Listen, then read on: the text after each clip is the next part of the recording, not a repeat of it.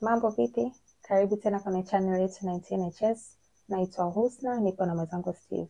Kabla sijaendelea, ningependa kuwakumbusha kusubscribe video zetu channel yetu ili ukapate kuona video kwa haraka. Leo tutaangazia kiundani madhara ya kuwa single mother. Steve, siku hizi katika kupita kwenye vijiwe vya mitandao yetu utakuta maneno mara nataka kuwa single mother lakini sitaki kuwa na ndoa. Nataka uhuru wangu lakini sitaki kubanwa ili nipumue.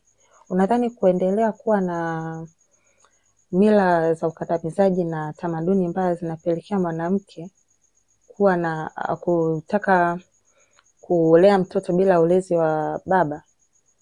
Hivi tumefikaje kwenye hali hii?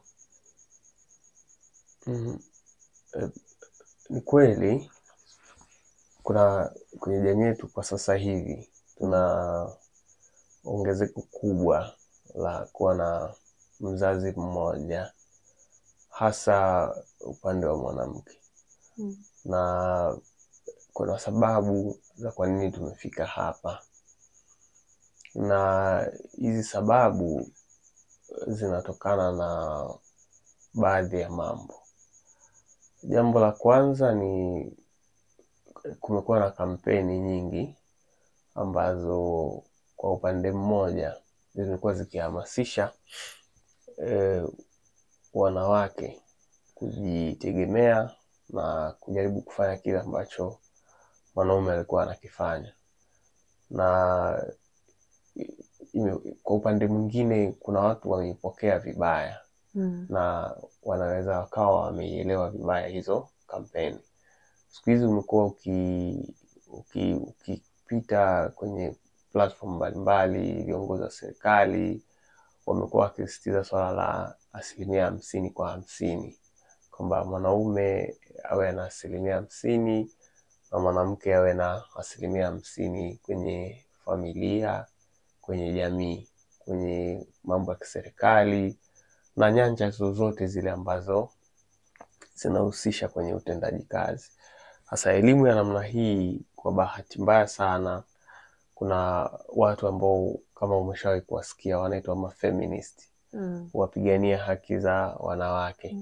Kwa upande mwingine ni kama wamekuwa wakielezea vibaya, wamekuwa wakielezea kwa namna ambayo ni kama wanafanya ukombozi wa uhuru wa mwanamke, lakini kwa upande mwingine wamekuwa ni kama wakieleza propaganda ambazo sio nzuri.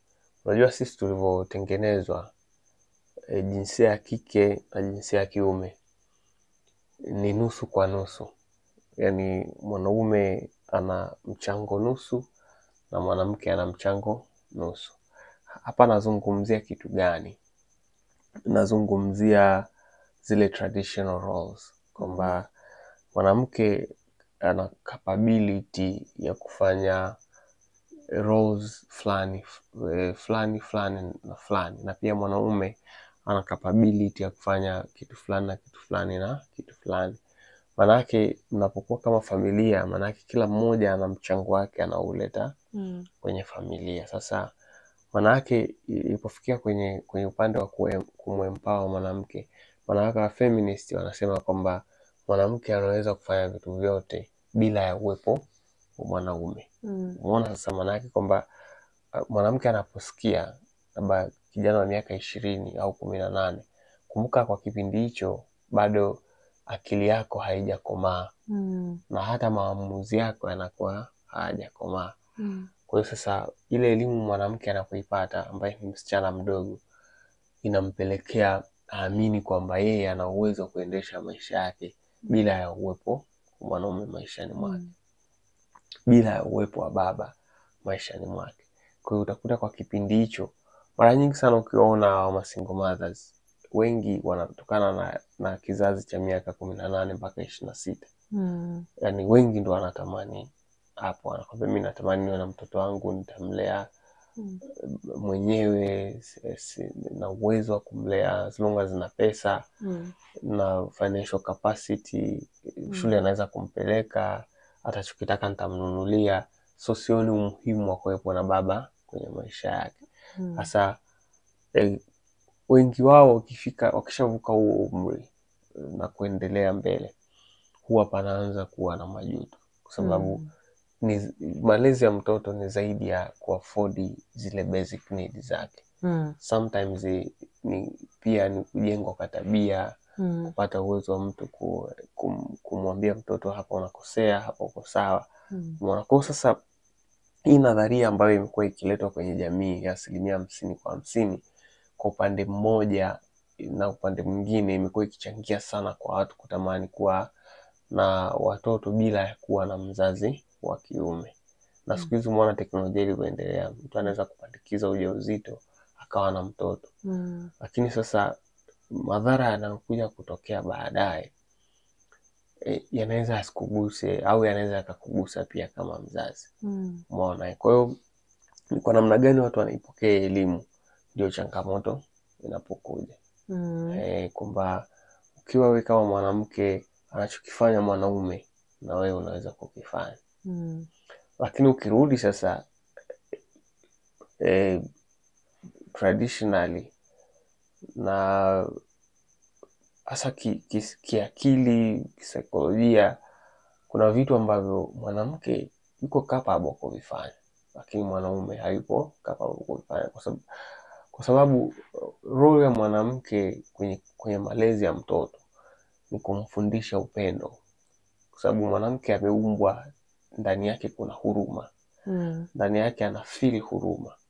Lakini mwanaume kazi yake kwenye familia ni kumfundisha mtoto facts, logics, kwamba huyu ni mtoto amekosea, sasa nimekupiga kwa sababu umekosea. Lakini mama akimpiga mtoto kwa sababu amekosea, atamkumbatia. Baada ya sekunde kadhaa ana huruma, anakuwa anasikia huruma, anasikia uchungu kwamba kwa nini mtoto wake iko. Sasa manake sasa kama unapokuwa na mzazi mmoja, mtoto anapokosea labda ni mama peke yake, manake mama atampa mtoto huruma. Kwa mtoto atakuwa kwamba anakosea, anajua lazima watu watanibembeleza anapoenda duniani.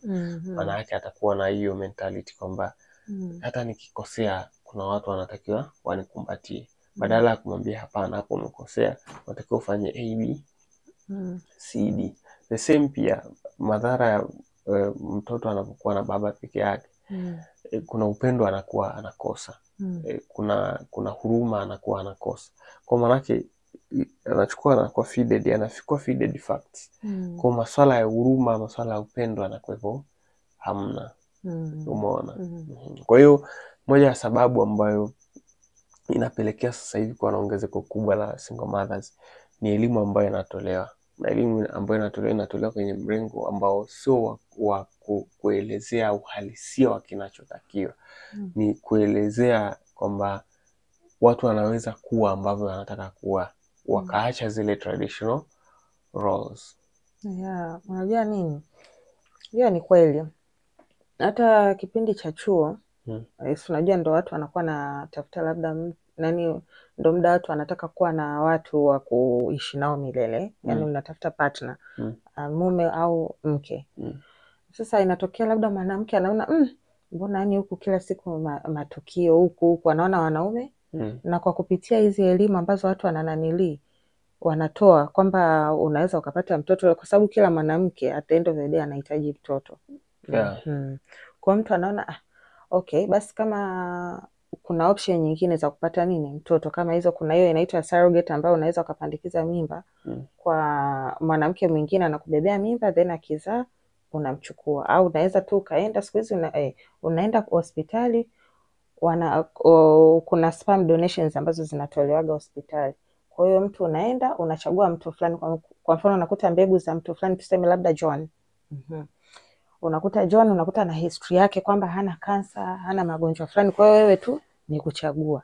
Unachagua labda hiyo hizo za mbegu za huyo John, unapandikiza, unapata mtoto. Kwa hiyo mtu anaona kumbe technology imerahisisha mambo, lakini bila kuangalia madhara yake. Mtu anaona okay, anaangalia tu, na sisi wanawake ambao tunaendeshwa na feelings, mtu anaona okay, there is no need of a man. Afu ukijiangalia kwamba una bright future, umeshasoma zako, within some years au few years utapata nini kazi.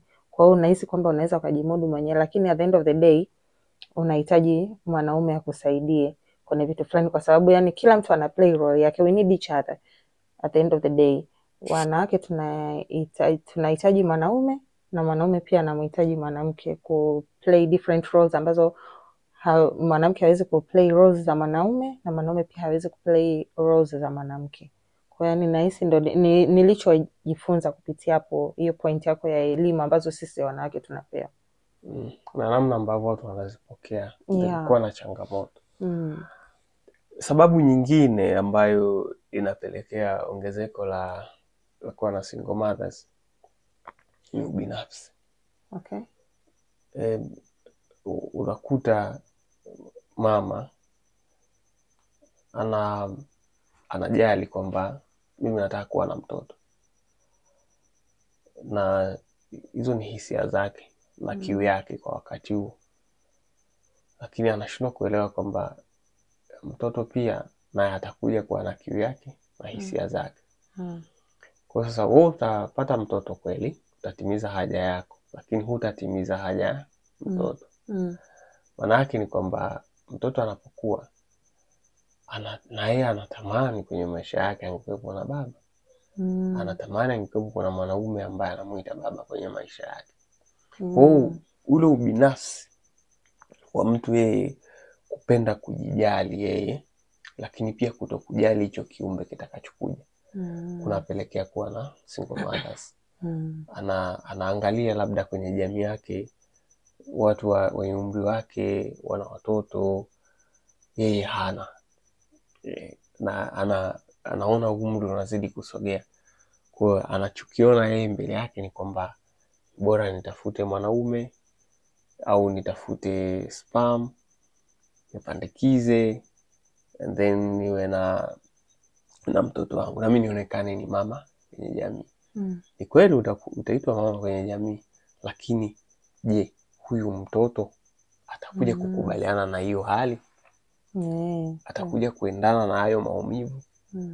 Sababu mtoto anapokuwa anaona wenzake wako na baba, na yeye anatamani, kwa sababu anasikia story za babangu amefanya hivi, babangu ameninunulia kile na shuleni huko. Kwa hiyo ubinafsi ni moja ya chanzo, yani unajijali wewe, haujali mtoto ambaye atakuja kuzaliwa. Haujali kwamba nini kitakuja kutokea kwenye maisha yake. Ni nini ambacho hisia gani huyu mtoto atakuja kuwa nazo akija kwenye hii dunia. Kwa hiyo tunapofanya maamuzi yetu ya sasa, ni lazima yaangalie kwa ukubwa wake matokeo yake ya kesho. Ni lazima tuangalie madhara yatakuja kutokea kesho, na madhara yatakuja kutokea kesho tunaweza kuyahimili. Sio leo umeamua wewe kwa ubinafsi wako uwe na mtoto peke yako. Labda umeamua labda wewe na mume wa mtu au na mtu mwingine tu ambaye mlikuwa naye kwenye mahusiano, then umekuwa na mtoto. Sasa unataka kulazimisha au unalazimisha yule mtu awepo kwenye maisha yako, wakati wewe unafanya ulikuwa na intention zako. Ulikuwa unajua kabisa kinachoenda kutokea ni nini. Mwenzako labda alikuwa hayuko tayari, mlikuwa hamna makubaliano kwamba sasa bwana mimi natamani sasa hivi tuwe na mtoto, na yeye aridhie kwamba mimi sasa hivi niko tayari kuwa na huyo mtoto na niko tayari kuwepo kwenye maisha ya huyo mtoto. Unajaza, unakubali wewe ubinafsi wako, unapata mtoto, and then baadaye sasa mambo yameshakorogeka, unaanza kuja kulaumu na kuleta hisia hasi kwa mtoto, kwamba labda baba yako alikutelekeza, baba yako hakujali, hasaidii chochote kwenye maisha yako na vitu vinginevyo kama hivyo. Yani maana yake sasa unapomwambia huyu mtoto zile hisia hasi, maana kama ni mtoto wa kike atakuwa akichukia wanaume, kama ni mtoto wa kiume atakuwa akiona wanaume ni viumbe ambao ni wakatili sana. Na yeye atakapokuja kuwa mtu mzima, maana yake ataona ni kawaida sana kwa mwanaume kunyanyasa au ni kawaida kwa mwanaume kuwa na watoto na mwanamke huyu, mwanamke yule, na vitu vingine. Au ubinafsi pia, mtu anaweza kaona huyu mwanaume ana hela, kwa hiyo nikiwa naye na uwezo wa kurisi hiyo fortune yake, mtoto wangu atakuwa na maisha mazuri, atakuwa na mahela. Lakini mtoto anapokuwa, utakuja kugundua kwamba ni zaidi ya hela ambayo hela ni muhimu, lakini kuna zaidi ya hela kwenye maisha ya mtoto. Kuna zaidi ya huo utajiri ambao unauona kwenye maisha ya huyo mtoto. Kwa hiyo ni vizuri wewe kama mama, kama mzazi, hata mzazi wa kiume pia, unapokuwa unaongea na mwenzako, unapokuwa unaingia kwenye mahusiano na mwenzako, ni vizuri sana kumsikiliza na kuangalia na mawazo gani. Sababu kuna watu wengine wako very clear kwamba bana, mimi nimekuja kwako lakini ninachokitaka ni hichi.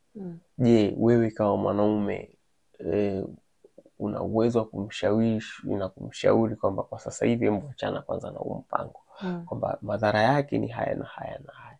Au ndio yule utakayesema kwamba bana, kwani nisipofanya mimi wengine sio watafanya tu? Umeona? Lakini ukiangalia in long run ni bora uache, kwa sababu huyu mtoto atakuja kupata changamoto, na wewe mmoja wapo utakuwa ni wewe baba, unahusika na hiyo hali. Kwa hiyo ni vizuri kwa wazazi kuangalia ni kwa namna gani ambavyo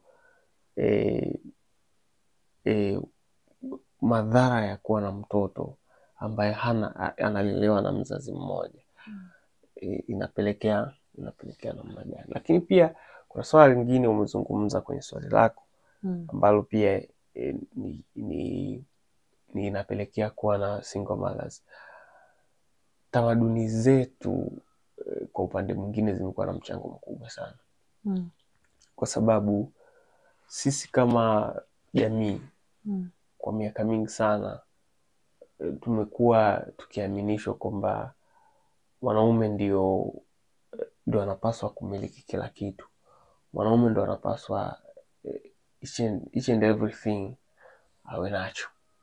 Kwa hiyo sasa ikitokea kwamba mwanamke amekandamizwa na mwanaume, na wanaume wanaoingia kwenye let's say kwenye ndoa na mwanamke, kuna wanaume wanaamini kwamba yeye ndio final say, anamchukulia mtu kama mke wake kwamba, au mtu ambaye yuko naye kwenye mahusiano ni kama mtoto mdogo. Kwa hiyo anachokisema yeye siku zote ndio kiko sahihi. Kwa sasa maana yake zile tamaduni zinamfanya mwanaume awe ana control yule mwanamke, awe anaminya haki zake, awe anamoppress, maana yake anampiga, anaweza kana mwongea maneno makali, yaani hii unyanyasaji, maanisha unyanyasaji. Kwa hiyo ile inaenda sasa. Na uzuri siku hizi wanawake wengi wameelimika, wana elimu ya kujua kwamba na uwezo wa kutafuta kitu na nikaweza kujitegemea. Kwa sasa ule unyanyasaji unapoendelea, ule ukandamizaji unapoendelea, unapelekea mwanamke aone sasa hii imetosha, ni bora mimi niamue kuondoka hapa na kuanza maisha yangu, kwa sababu naendelea kukaa na huyu mwanaume, kuna siku anaweza kaja akanitoa uhai, anaweza kaja akanidhuru. Kwa hiyo mwanamke anaamua, ananunua uhuru wake, anaondoka nyumbani kwa mwanaume, anaondoka na mtoto wake. Sasa anapoondoka na mtoto wake, maana yake inapelekea kuwa ni mzazi wa upande mmoja, inapelekea kuwa single mothers. Kwa hiyo pia tamaduni zetu lazima tuziangalie, namna tunavyowalea watoto wetu lazima tuangalie kwamba tusimlee mwanaume ambaye atakuja kuwa ni mkandamizaji wa mwanamke. Tumlee mwanaume aje awe ni mshirika wa mwanamke, maana yake kwa pamoja waje kushirikiana kutengeneza taasisi ambayo ni imara. Tusiwe na kwamba cha kwangu mimi ndio kinachotakiwa, lakini cha mwenzangu hakifai kusikilizwa. Maana yake ukishatengeneza misingi kama hiyo, sio kila mtu ana uwezo wa kuvumilia. Na kama tulivyozungumza, kuna wanawake sasa hivi kifedha wako vizuri, wananyazwa sehemu mbalimbali. Kwa mfano rais wa nchi ni mwanamke, spika wa bunge ni mwanamke. Lakini pia tuna mifano ya taasisi kubwa tu ambazo zinaongozwa na wanawake. Kwa hiyo sasa kama mwanamke ana uwezo wa kujitafutia, maanake anaona sina haja ya kuendelea kupigwa mangumi. Sina haja ya kuendelea kunyanyasika hapa. Nachohitaji mimi nitafute furaha yangu, nitafute kumlea mtoto wangu asiendelee kuona hizi drama ndani ya nyumba, asiendelee kuwa feeded hiyo violence ambayo kumradhi inayoendelea ndani ya nyumba. Kwa hiyo mzazi wa kike anaamua kutafuta namna ambayo yeye anaweza kuishi peke yake, anaweza kununua uhuru wake. Kwangu mimi hizi ndo sababu ambazo na nyinginezo ambazo zipo ambazo napelekea kwa nini kulikuwa na ongezeko la single mothers. Okay. So unahisi ni madhara gani yanayotokana na malezi ya mzazi mmoja as in single mother? Madhara yapo na yamegawanyika katika sehemu kuu mbili. Sehemu ya kwanza ni kwa mtoto. Mtoto anapolelewa na mama peke yake, kuna changamoto ya kihisia na ya kitabia. Hii inakuwa kwenye mtindo upi? Mtoto anapokuwa analelewa na mama yake peke yake, maana yake kama nilivyozungumza hapo awali, ana contribution ya kwenye malezi ya mtoto iko nusu kwa nusu. Kuna sehemu baba anafanya na kuna sehemu mama anafanya. Maana yake anapokuwa mama peke yake kwenye maisha yake, maana yake inaleta hisia za kutelekezwa. Inaleta hisia za kutokujiamini, kwamba mtoto anakwenda shule, anasikia wenzake anasema baba alifanya hivi, alifanya vile, mama amefanya hivi, amefanya vile, lakini yeye kwenye maisha yake kila siku nyumbani kwao anamuona tu mama. Story ya baba haijui, maana kuna wengine ambao wamezaliwa baba zao hawapo kabisa kwenye maisha yao. Sio kwamba baba amefariki, hapana, baba yupo mzima na ana kazi, ana uwezo wa kumhudumia mtoto, lakini hataki kuwepo kwenye maisha kwa sababu ambazo yeye anazifahamu. Kwa hiyo sasa mtoto kihisia inamuumiza kwamba mimi baba yangu yuko wapi? Kwa nini haji? Kwa nini hahusiki kwenye maisha yangu? Kwa nini namuona mama tu? Upendo wa baba uko wapi? Mimi na mfano ambao kuna kaka yangu mimi alipata mtoto miaka ya nyuma sana. Yule mtoto mpaka amekuja kuanza kazi, mtoto wa kike hamjui baba yake. Ndio mtoto sasa akaamua kufanya fujo sana kwa mama yake. Nataka nimuone tu. Yaani nimuone. Sio kwamba hata niishi naye, hapana, yaani yukoje baba yangu. Yaani manake through 23 years alikuwa kwenye mateso makali ya kihisia. Kwamba who is my father? Who is look like? Ana muonekano gani? Ana sauti ya namna gani? Mimi nasikia tu rafiki zangu, ndugu zangu wana baba zao. Mimi baba yangu yuko wapi? Basi mama, hata kama baba yangu alifariki, nionyeshe hata hilo kaburi lake tu. Unaona namna gani huyu mtoto emotionally amekuwa damaged. Ameumizwa kihisia kiasi gani? Lakini ameumizwa kwa sababu zipi? Ni conflict baina ya wazazi. Ni mgongano, au inawezekana ni ubinafsi, au inawezekana ni tamaduni ambazo zimepelekea hichi kutokea. Au saa nyingine mwanamke tu kiburi, au yani anaona kwamba anaweza, like mwanaume usinibabaishe. Ndio hiyo sasa nasema ile elimu ambayo feminism wanatoa.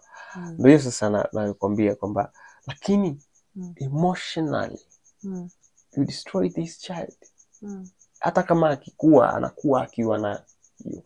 Kwa yule dada alikuja tu, yani kumuona, si unafahamu yani. Yani ajisatisfy kwamba namzaa. Na mimi na baba. Okay.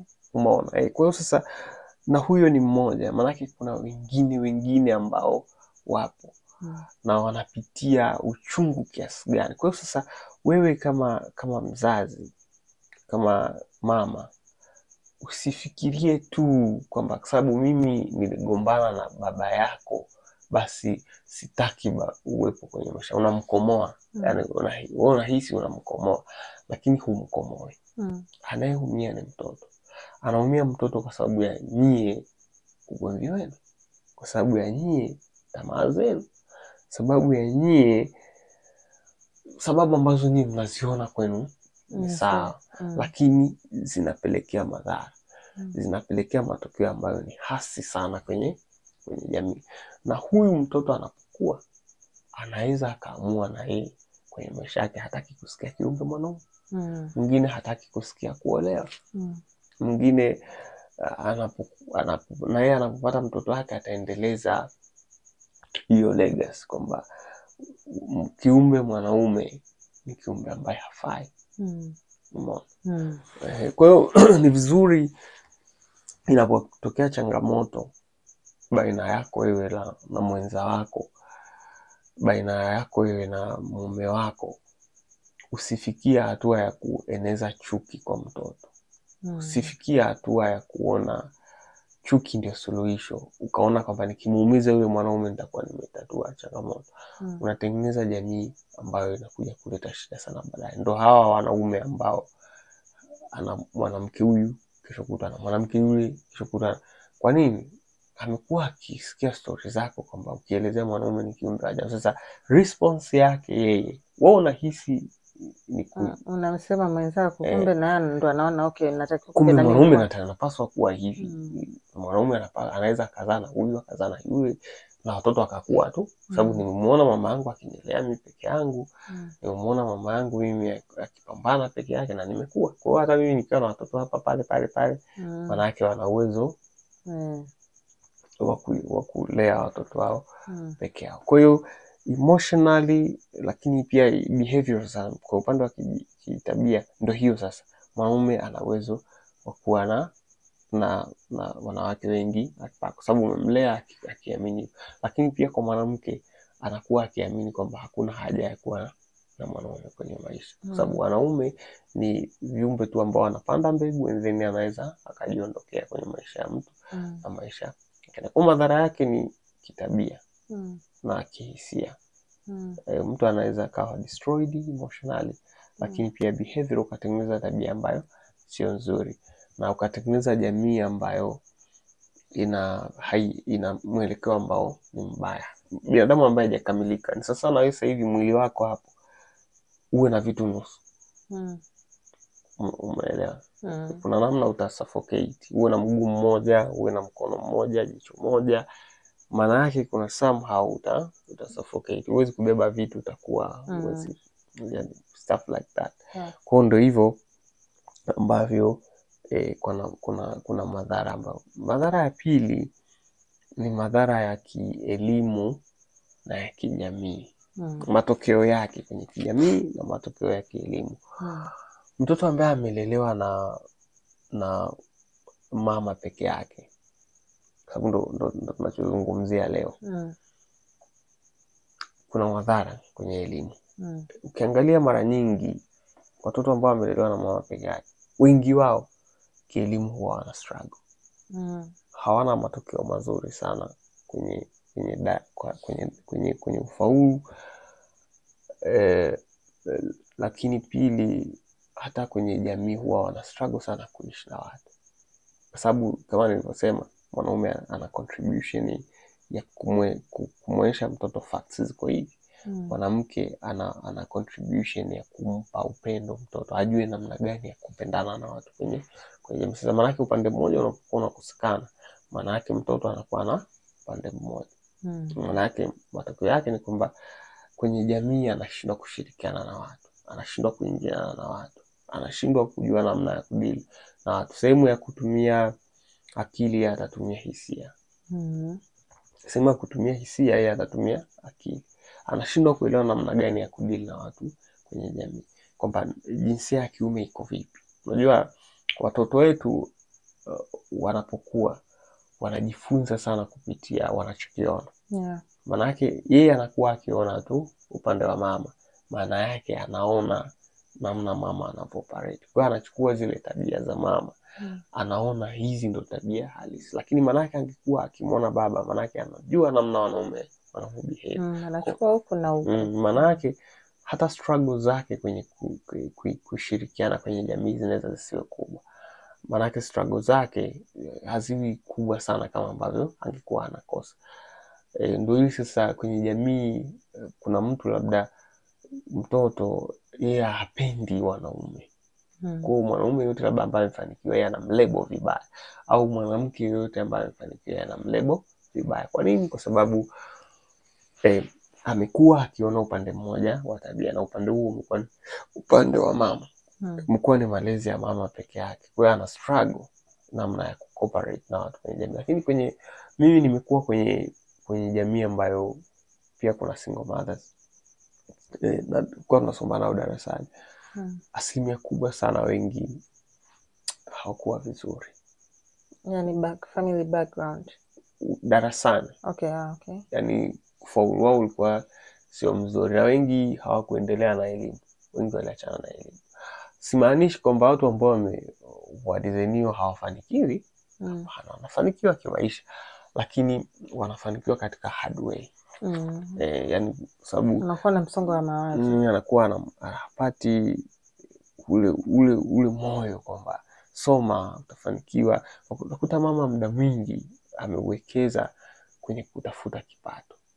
Kwa hiyo hata ule uwezo wa kukaa na mtoto sasa, kujua shuleni anaendeleaje, kujua anafanya nini, kujua maisha yake yako vipi, amekula hajala. Kwa sababu unakuta mara nyingi single mothers wanakuwa na wafanyakazi. Wafanyakazi ndio wanakuwa wanatekea ya mtoto. Kwa hiyo maana yake yule mtoto analelewa na wafanyakazi. Kwa hiyo kujua maendeleo yake ya kielimu, kiafya inakuwa ni ngumu. Unakuta mama muda wake mwingi anatumia kwenye kutafuta kipato, anatumia muda wake kwenye kutafuta malezi ya huyu mtoto. Kwa hiyo utakuta mtoto maendeleo yake ya shuleni mama hajui, kwa sababu mama muda mwingi amewekeza kwenye kutafuta kipato. Unajua mnapokuwa wazazi wawili, maana yake baba anakuwa anawekeza sana labda kwenye kuwekeza, kwenye kutafuta vitu fulani.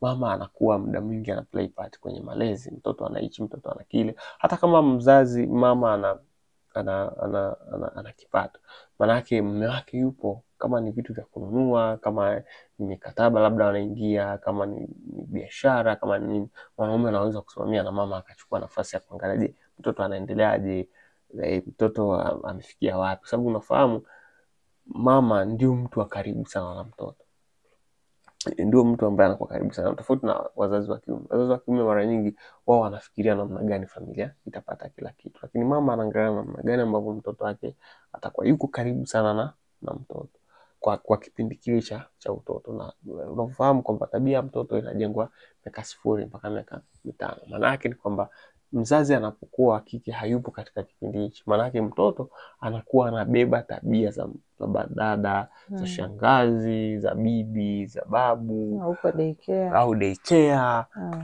vitu kama hivyo. Kwa unakuta sasa huyu mtoto maendeleo yake ya kielimu hakuna ufuatiliaji, na haoni umuhimu wa kufuatilia. Na pia mama, kwa sababu ana huruma, mtoto hata kama akifeli hawezi kumwambia maneno makali, atamwambia maneno ya kumtia faraja, maneno, lakini bila ya kujua kwamba inabidi nimweleze huyu mtoto kwamba hichi alichokipata si sahihi. Inabidi pull up socks aweze kufanikiwa kwenye elimu, kwa sababu ukishakuwa na elimu ni msingi wa kwanza wewe kufanikiwa. Sababu watu siku hizi utasikia bwana, sio lazima kusoma na ukafanikiwa. Lakini je, kuna watu wangapi hawajasoma na wamefanikiwa?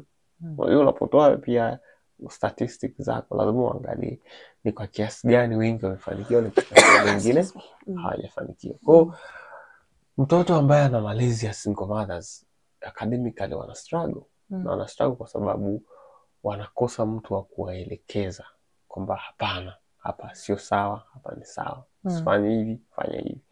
Ukifanya hivi itakuwa hivi, usipofanya hivi itakuwa hivi. Kwa hiyo pia ni matokeo mengine au madhara mengine. Lakini pia madhara mengine ambayo yanatokea kwa mtoto ni masuala ya kiuchumi. Mara nyingi unapokuwa na mzazi mama peke yake, maana yake unakuwa na kipato cha upande mmoja. Kwa maana yake huyu mtoto kwa upande mwingine anaweza kawa na struggle kwenye masuala ya uchumi. Inaweza kawa hata shule nzuri au elimu nzuri akawa anaikosa kwa sababu mama anakosa fedha ya kutosha ya kumpeleka mtoto shule nzuri. Lakini pia hata kwenye upande wa tuition, labda anaweza kawa anakosa hela ya kumpeleka huyu mtoto tuition. Anaweza kawa anakosa hela za kumpeleka kwenye zile sehemu ambazo ni za furaha, za mchezo wa watoto, kumnunulia vitu mtoto. Tofauti na mkiwa wazazi wote wawili mna kipato, ni rahisi kwa nyie mama akafanya hichi, baba akaleta hichi. Baba akawa anawekeza labda kwenye future ya watoto, mama akaamua kuwekeza labda kwenye mavazi, kwenye michezo, kwenye toys kama wanavyosema, na vitu kama hivyo. Kwa hiyo unaona ni kwa namna gani ambavyo kuna umuhimu wa wazazi wote kumlea mtoto pamoja, hasa kwenye eneo la uchumi. Kutoa peke yake mzazi mmoja wa kike kunaleta ugumu fulani. Kuna namna financial anakuwa na struggle, kuna namna anakuwa hana kipato cha kutosha kumlea mtoto wake. Lakini mnapokuwa wazazi wawili, hata kama mama hana kazi au hata kama baba hana kazi, lakini kuna somehow kuna sehemu ya kipato atakuwa anaipata kwa ajili ya kumlea mtoto. Kuna fedha ambayo atakuwa anaitoa kwa ajili ya kumlea mtoto.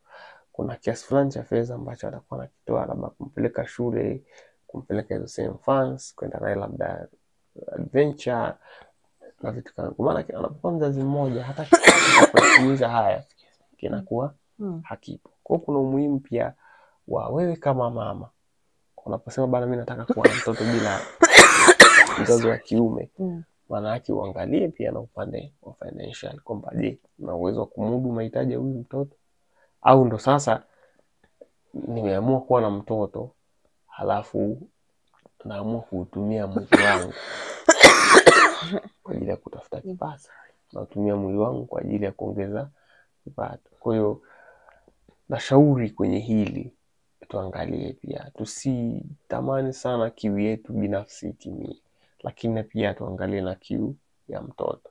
Tuangalie na upande mwingine wa shilingi. Kwa hiyo huo ni upande wa mtoto. Upande wa mama sasa kuna madhara gani? Kuna madhara ya mawazo na matatizo ya afya ya akili. Hapa na mimi nimekutana sana na hawa single mothers. Anaweza akawa kwenye social media au kwenye jamii anajimwamba fai kwamba mimi na uwezo mkubwa sana na pesa, lakini deep down they suffer. Wanapitia wakati mgumu sana. Inafikia sehemu anakuwa analia karibia kila siku, kwa sababu malezi ya mtoto kwa kuwa mzazi mmoja ni magumu sana. Yana maumivu makali sana, kwa sababu kuna muda mtoto sasa amefikia ile age ambayo anahitaji kusikia sauti ya baba ili atulie, na baba hayupo, na kwa sababu labda ile kiburi chako sasa cha kusema kwamba ana uwezo wa kumlea mtoto wangu mwenyewe, ulimtengenezea mtoto maneno mabaya kuhusu baba. Kwa baba anaona sina umuhimu wamekuwepo, na wewe unaona aibu kwenda kumfuata, kumbe bwana sasa bwana, basi nifikia sehemu ambayo nahitaji msaada wako. Kwa unajikuta wewe umeingia kwenye lindi la mawazo, unateseka, unahangaika. Ni kwa namna gani wewe una uwezo wa kumsaidia huyu mtoto? Stress inaweza kuwa za kitabia ya mtoto ambaye ametumbukiza kwenye ulevi, kwenye madawa kulevya, hataki shule, vitu kama hivyo. Unakuta muda mwingi mzazi anaumia, unakuta muda mwingi mzazi anateseka kwa sababu ya haya anayoyapitia, na huna wa kumsimulia, huna wa kumwambia. Unakuta mara nyingi mzazi anatumia muda mwingi sana kwake binafsi kusolve matatizo yake yeye na mtoto, lakini hana wa kumwambia, hana msaada, jamii haikusikilizi.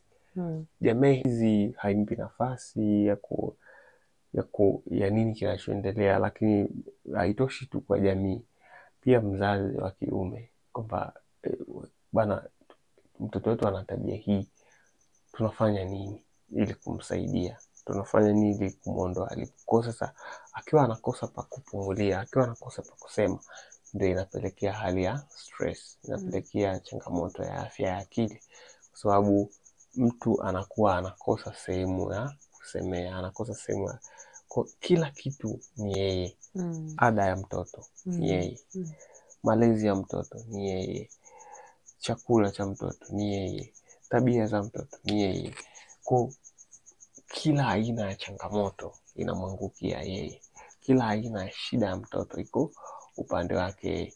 Kwa hiyo unakuta huyu mzazi wa kike anajikuta yuko kwenye stress kubwa sana, yupo kwenye msongo wa mawazo mkubwa sana, kwa sababu kila kitu inward kwake na hana wa kumwambia. Ndo kama hivyo nimesema, anaona aibu, anaona ugumu kwenda kumtafuta mzazi wa kiume, kwa sababu tayari alishalaba muongelea vibaya, alishamwambia utaka umuone mtoto, alishamnyima asionane na mtoto. Kwa anakuwa na hiyo mixed feelings kwamba siwezi tena kumshirikisha huyu mtu, maana tayari kuna kitu ambacho kilitokea baina yetu, na siwezi kuruhusu tena huyu mtu aje kwenye maisha ya mtoto. Kitu kingine ambacho kinatokea, madhara mengine ambayo yanakuwepo ni upande wa financial, wa kifedha. Upande wa kifedha kwa mwanamke ni kwa sababu kunakuwa na chanzo kimoja cha kipato. Upande mmoja ndio unakuwa unatoa masuala ya kifedha. Kwa unakuta yeye sasa fedha hiyo anaipata ndo ajenge, awekeze, ashiriki masuala ya kijamii, asaidie wazazi wake. Lakini pia kumbuka na mtoto bado anamwangalia. Kwa unakuta mzazi ana struggle kupata kipato kwa ajili ya kumsaidia mtoto wake. Kwa anapata ugumu kwamba ule muda ambao yeye alipaswa autumie kwenye kazi, unakuta ule muda anautumia kwenye malezi ya mtoto. Ule muda ambao baba alikuwa asimamie labda nasema labda miradi ile ya familia, unakuta mama anautumia yeye kwenye kusimamia huo mradi. Kwa unakuta kwenye masuala ya kifedha inaenda back and forth. Unakuta muda mwingi mzazi wa kike anautumia hivyo, either kwenye malezi achague either malezi au achague manake hapo kuna mawili, either uchague uharibu malezi utafute fedha, au utafute fedha au uharibu malezi. Sababu kwa kawaida kwa sasa hivi tunavyofahamu ni kwamba baba anakuwa ni mtafutaji, mama anaangalia familia. Hata kama ana biashara basi, lakini ile biashara inamsaidia yeye kuongeza kipato tu cha familia. Au kama basi mama anafanya kazi, basi either baba au mama mmoja wapo atakuwa anakaa kuangalia familia. Lakini sasa unafahamu kwa tamaduni zetu za Kiafrika mara nyingi wanataka mwanamke ndo awe anaangalia familia. Lakini kwa wenzetu wanapeana shift kwamba baba anaangalia familia, mama anatafuta fedha. Mama akitafuta fedha, baba anaangalia familia. Lakini sasa just imagine upande mmoja, manake kila financial liability ambayo iko kwenye familia basi itakuwa inamlenga mama. Kwa inampelekea mama kama apate stress, akose muda pia wa kukaa na mtoto wake. Lakini pia inamhitaji apambane sana, kwa sababu mtoto anafikiria future yake iko kwake peke yake. Kwa hiyo kwenye upande wa madhara ni kwamba kwenye masuala ya kifedha mzazi wa kike anakuwa na struggle. Na kwa kwetu ndio umekuwa ukiona watu dada wengi ambao wamepata watoto na labda baba akamtelekeza mtoto, au yeye mwenyewe alipata bila kufikiria kwamba huyu mtu anaweza akaendelea kuwa na mimi au asiendelee kuwa na mimi. Mara nyingi wamekuwa wakijiingiza kwenye mahusiano mengine ambayo yanakuwa hayafai. Inaweza kama bana jiuza mwili wake ili apate hela za kumlea mtoto. Anaweza akawa anajihusisha na madawa ya kulevya ili aweze kupata mtoto, au anaweza akajihusisha na mwanaume mwingine ili aweze kulea mtoto wake. Siku hizi wanaita kudanga. Kwa mtu anadanga ili aweze kuendesha familia. Kwa hiyo kuna ugumu sana wa kifedha hasa kwa nchi yetu ya Tanzania kwa wanawake na kwa platform ambazo wanapata kwa malezi ambayo tumekuwa, kwa sababu tumekuwa tukiaminishwa kwamba mwanaume ndo anatakiwa atafute. Sasa manake kama mwanamke amekuwa akiamini mwanaume lazima atafute, yeye mwenyewe financial struggle yake inakuwa sio kubwa. Kwa anapitia wakati mgumu wa kiuchumi, anapitia wakati mgumu wa kifedha. Kwa hiyo unakuta inamsumbua. Kwa hiyo ni vizuri sasa unapokuwa kabla hujaingia kwenye mahusiano, au unapokuwa kabla hujaamua uivunje ndoa yako, au kama mahusiano unaingia unaona kabisa hayatakuwa na afya mbeleni, ni vizuri pia kuja kuangalia kwamba ni namna gani huyu mtoto unaweza kaja ukamlea bila ya kumletea madhara yeye na bila ya kuletea madhara wewe.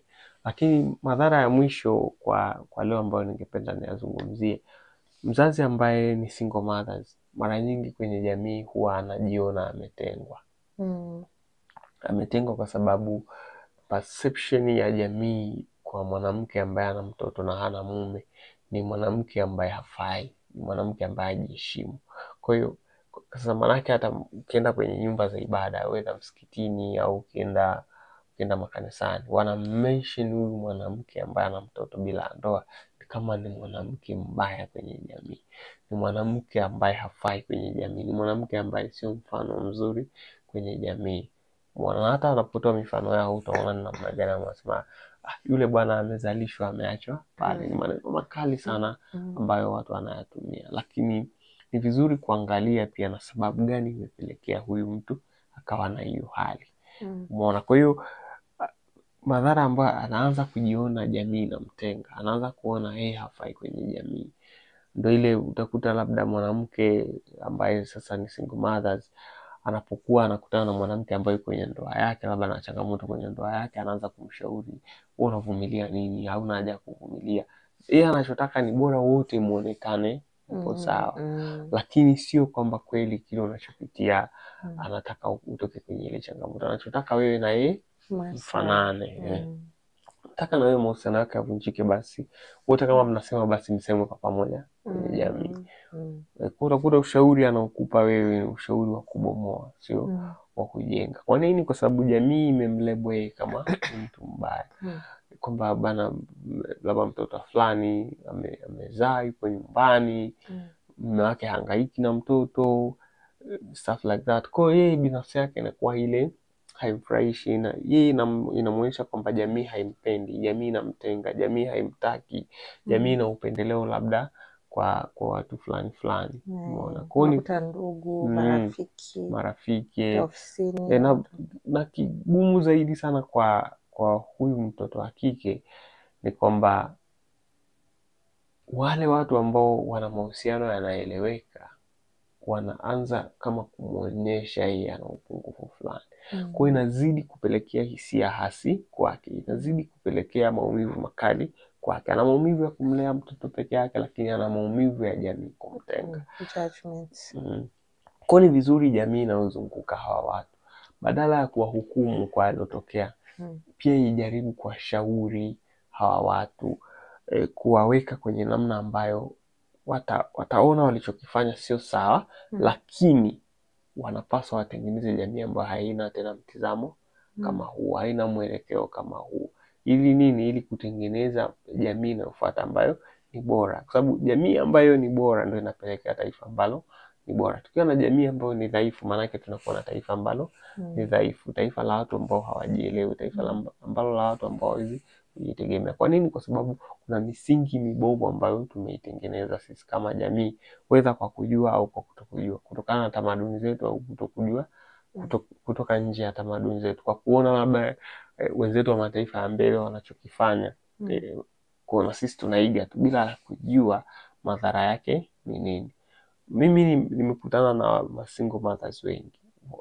Kweli wanaamini kama wangepata kurudi nyuma ya muda, wasingefanya ambacho kinawapelekea saizi wanajisikia vibaya, ambacho kinawaumiza kwenye maisha. Wengi wana majuto makubwa. Wengi ambao unasikia wako proud ni wale ambao hataki aonekane kile kitu lakini deep down ukirudi ni maumivu, ni machozi, ni masononeko ndani ya nafsi. Kwa hiyo, lakini pia mimi nichukue fursa hii pia kuwapongeza single mothers wote ambao kwa namna moja au nyingine walitelekezwa na wanaume. Wanaume walikataa watoto, wanaume walivunja ndoa zao wakawatelekeza hawa mama, na wale mama wamelea watoto, wamekuwa watu wazima, na wale wamekuwa na tabia njema na tabia nzuri. Unaweza kadhani huyu mtoto amelelewa na pande zote, tofauti na mtoto ambaye amelelewa na wazazi wote. Utakuta huyu mama amemtengeneza mtoto anakuja kuwa na tabia njema, amekuwa na mwelekeo mzuri kwenye maisha, amefanikiwa, na adabu, na afadhali kuliko wale ambao wana wazazi. Yes, mimi nawapongeza sana single mothers ambao kwa upande mwingine wamekuwa wakipambana, wamekuwa wakiwasaidia watoto wao, wamekuwa wakiwatengenezea future nzuri, kutokana na labda mwanaume alifanya kitu cha ajabu. Alimtelekeza, hakujali mtoto. Na wewe kama single mothers, mwanaume anapokataa mtoto, usianze kutengeneza dunia mbaya au picha mbaya kwa yule mtoto. Pambana, msaidie mtoto, kwa sababu hata ukifanya vipi hauwezi kurekebisha hali yako ya mahusiano na yule mwanaume. Cha msingi ni kumtengenezea msingi mzuri wa watoto. Kwa hiyo kwa leo hivi samani, kwa mfano kama hivyo, huyo single mother akipata mme baada ya kuachana na huyo baby daddy wake, baadaye akafanikiwa akapata mwanaume mwingine akaendelea na familia na huyo mtoto, kuna madhara yoyote hapo? Hapo madhara sasa inategemeana na huyo mwanaume atakayekutana naye. Anamchukulia yule mtoto kwa namna gani? Unajua, maana kila mtu ana fikra zake na namna ambavyo anatizama mambo. Mfano huo unaweza nikakupa.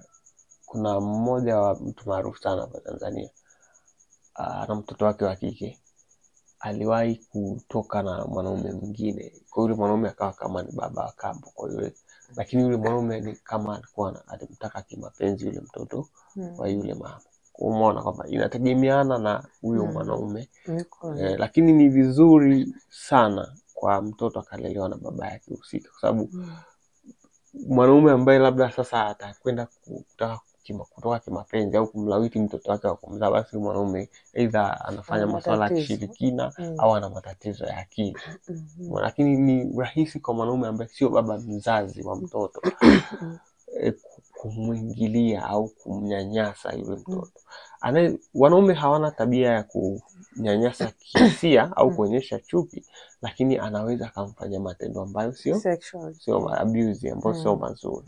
Tofauti na wanawake, mwanamke ambaye sio mama wa mtoto anaweza akamnyanyasa mtoto kihisia, akamwonyesha chuki na vitu vyote ambavyo vinahusiana na hisia zaidi. Lakini kwa mwanaume anaweza akamabuse sexually. Kwa inategemeana na mwanamke amepata mwanaume wa namna. Kuna wanaume wengine wana mtoto mpaka anakuwa mtu mzima, anafahamu labda yule ndo baba yake, kwa sababu namna mwanaume huwa anaangalia fact kwamba huyu ni mtoto, ana deserve kusoma, nilikuwa ni mtoto wangu, nilikuwa napaswa nimsaidie na vitu kama hivyo. Lakini sasa kukutana na baba ambaye sasa ana changamoto za kitabia, inaweza pia ikawa na shida kwa mtoto. Kwa hapo sasa ni probability. Probability baina yenu nyewe wawili. Kwa hiyo leo na bonus gani? Bonus ipo. Waswahili wana msemo kwamba kwenye mahusiano, ukiona mahusiano yamedumu, basi kuna mjanja mmoja na kuna mjinga mmoja. Lakini hii iko kinyume. Yule mtu anayemuona mjinga kwenye mahusiano ndio mjanja. Kwa sababu gani? Anaujua udhaifu wako na akaamua kuvumilia na kuupuuza. Kwa iko vice versa. yule anaonekana mjanja kwenye mahusiano ndio mjinga kwenye mahusiano, na yule anaonekana mjinga kwenye mahusiano ndio mjanja kwenye mahusiano. Ndio bonus yangu ya leo. Okay. Asante sana. Natumaini tumejifunza mengi kupitia channel yetu leo. Karibuni sana siku nyingine kwenye channel yetu.